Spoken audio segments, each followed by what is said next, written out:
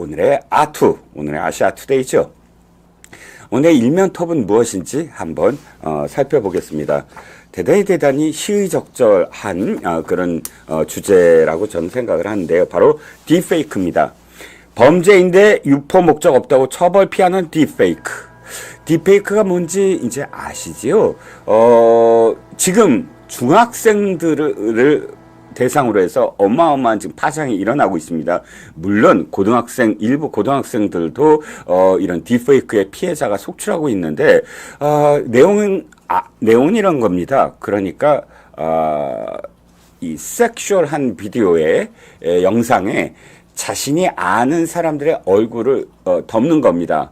이것이 이제는 아주 기술이 뛰어나서 전문적인 어떤 편집 기술이 없어도 누구나 쉽게 그렇게 얼굴이라든지 말이라든지 이런 것들을 조작해서 영상을 만들어낼 수 있다. 그것이 이제 딥 페이크인데요. 딥 러닝을 통한 페이크란 뜻이겠죠.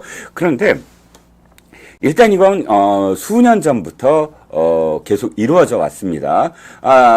교황이 옷을 이상한 거를 입고 어딘가에 등장하는 모습, 이런 식의 어떤 딥페이크 영상들이 활개를 쳤던 적도 있고요.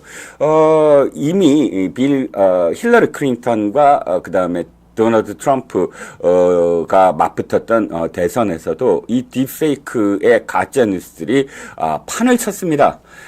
여기에 더해서 지금 그 기술의 발달, AI의 발달이라든지 이런 것들로 인해서 접근이 너무나 수월하게 접근이 가는 바람에 지금 세상은 굉장히 혼돈스러워지고 있고요. 정치적인 어떤 의미만이 아니라 이제 아이들의 정신 건강을 해치는 그런 상황에 이르렀습니다. 이 피해자는 속출하고 있고요. 특히 여성이 많겠죠. 여중생들 또는 여고생들이 굉장히 많고 여기에 여교사까지 피해가 확산되고 있습니다. 그런데 지금 이 기사는 어떤 것을 지적을 하냐 하면 이겁니다. 막상 딥페이크를 제작한 그런 가해자를 적발을 하더라도 처벌할 근거가 없다는 겁니다. 고작해야 딥페이크를 처벌할 근거는 딱 조건이 있어야 됩니다. 어떤 조건? 바로 반포할 목적, 이것을 확산시킬 목적이 뚜렷해야만 처벌이 가능하다라는 겁니다. 지금 이 기사가 그것을 지적하고 있습니다. 현행법상 딥페이크 범죄의 법적 처벌 요건이 반포 목적 여부로 규정돼 단순 제작이나 소지, 시청행위를 처벌할 근거가 없다. 너무너무 놀랐습니다. 법조계는 반포 이전의 행위에 대한 예방적 조치가 보다 중요하며 처벌 요건을 단순화해 그 범위를 확대할 필요가 있다인데요. 구체적으로 보면 이겁니다. 성폭력 범죄 처벌 등에 관한 특례법 14조 2에 따르면 사람의 얼굴, 신체, 음성을 대상으로 한 영상물 등을 대상자의 의사에 반해 성적 욕망 또는 수치심을 유발할 수 있는 형태로 편집, 합성한 자는 5년 이하의 징역 또는 5천만 원 이하의 벌금에 처할 수 있다라는 건데, 전제 조건은 바로 반포 등을 할 목적이라고 뚜렷한 어떤 그런 목적이 입증돼야만 한다는 것입니다. 실제 반포 목적을 입증하기는 쉽지 않겠죠. 누군가를 덮쳤습니다. 그런데 반포 목적을 하고 있습니다. 그런데 하드디스크에 지인의 어떤 얼굴들을 전부 다 해서 합성 그런 페이크 동영상이 있습니다. 경찰에 이렇게 얘기할 겁니다. 저는요, 반포할 목적 하나도 없어요. 이걸 그냥 내가 보고 소지하고 내가 보려고 했었던 거예요. 그러면 이 사람은 무죄라는 겁니다.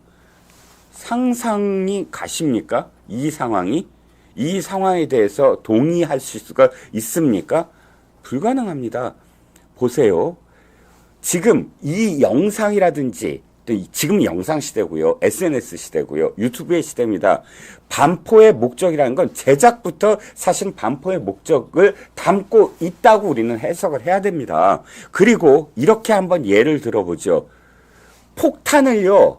어마어마한 살상 무기가 될 수 있는 어마어마한 폭탄을 제가 제작을 했습니다.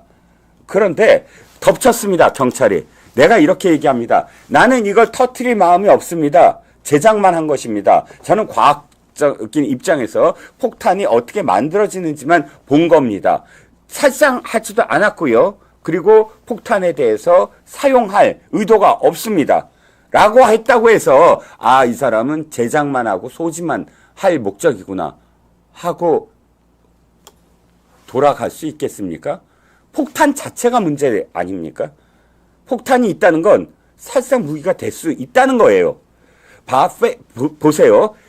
페이크 동영상을 만들었다는 건 그만큼 이거는 타인들에게 이것이 전파될 수 있는 첫 번째 가능성이 그대로 노정되어 있다는 겁니다. 제작이 곧 유포될 가능성을 100% 담보로 하고 있다는 것입니다.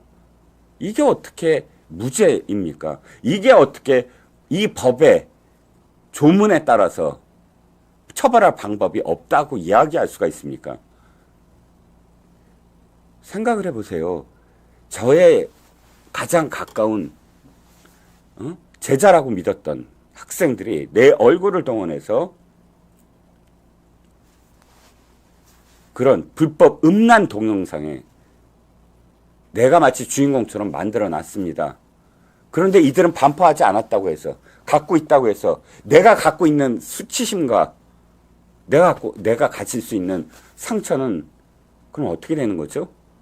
만든 것을 모르면 영원히 나는 상처가 없는 건가요? 그렇지 않죠. 그렇지 않습니다. 대단히 잘못된 법의 해석이라고 생각을 하고요. 이 기사는 그래서 법 자체를 바꿔야 된다. 객관적 증거 확보가 어려운 경우라면 증거 불충분으로 처벌이 불가능한 경우가 대다수다라고 지적을 하면서 딥페이크 범죄의 처벌 범위를 늘리는 사회적 논의가 필요한 때라고 강조를 했다. 김지현 변호사의 입을 비워서 지금 이 부분을 지적을 하고 있는 겁니다. 정황 증거로 반포 목적을 폭넓게 인정한다든가, 제가 드리는 말씀이 바로 그겁니다. 제작이라는 것이 곧 반포를 담보로 한다라는 법에 확장된 해석이 필요하다는 거예요. 폭탄보다 더 끔찍한 살상 무기라고 할 수 있습니다. 제가 생각하기에는 정신적인 그 상처는 육체적인 상처보다 더 지워지거나 더 회복될 수 없는 것이거든요. 그렇기 때문에 지금 사회적 파장과 이것이 얼마나 중대한 어떤 범죄이냐에 대한 공감대가 이미 저는 형성됐다고 보는데, 이게 그 법의 어떤 개정이라든지 법의 적용이라든지 법의 해석이라든지 이런 부분은 왜 늘 뒤따라서 거북이 걸음처럼 찔끔찔끔 그 시대에 맞춰 지지도 못하게 뒤늦게 움직이는 건지 답답하기만 합니다. 이 기사는 그래서 마지막에 이렇게 문을 닫습니다. 성범죄 전문 이승혜 변호사가 이야기한 부분인데, 잠입 수사를 해서 딥페이크 단체방에 들어간 사람들을 찾아내도 단순 소지와 시청은 처벌할 수가 없다. 현행법상. 엠번방 사건 이후 아동 성착취물 소지 시청에 대한 규제가 마련된 것처럼 딥페이크 또한 처벌 필요성에 대한 의견 수렴을 통해 앞으로 입법적으로 해결해야 한다라고 지적을 했습니다.